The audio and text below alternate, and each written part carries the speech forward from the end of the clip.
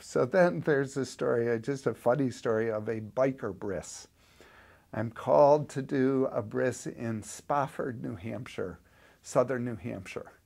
Um, and the dad's Jewish and the mom isn't. And, I don't get much of a sense of who these folks are over the phone. But yes, they'll do a mikvah and they're committed to raising their kid Jewishly. And this is his second marriage and her first. And she's younger than he is. And so I drive up about a mile down a dirt road, but it's still not way off in the woods. And I drive up to this house, and there are 15 huge motorcycles with the big hogs, the big, choppers in this yard. And I walk in, and there's this 6'4" father with gray hair down to his shoulders and about a 24-year-old mom.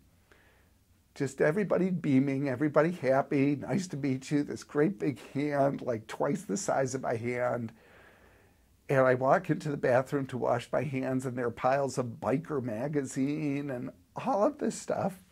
And we go up to the kitchen, and it's all this family's biker friends. It's his mom and his brother, but all these biker friends, all these like old hippies with biker jackets and stuff hanging out.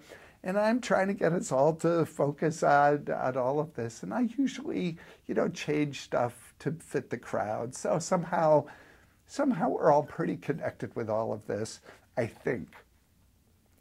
And at the end of the bris, and everybody's saying Mazel Tov and eat something or whatever, this 6'5" guy comes up to me and pats me on the back and says, "That was really cool, man. But you know what? That wasn't at all like Seinfeld."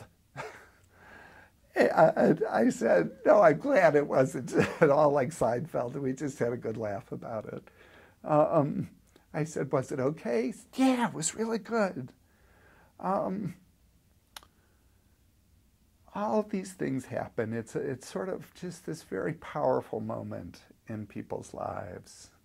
And sometimes it brings me to such grateful feelings of being a part of it.